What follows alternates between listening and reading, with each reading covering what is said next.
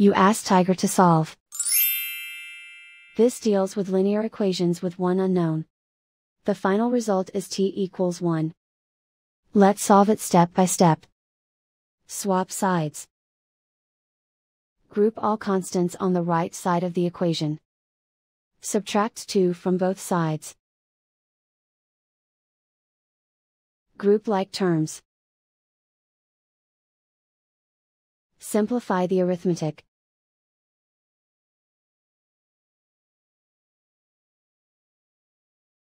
Isolate the t.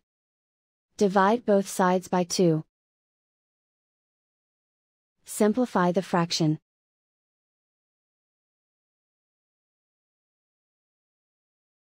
And so the final result is t equals 1.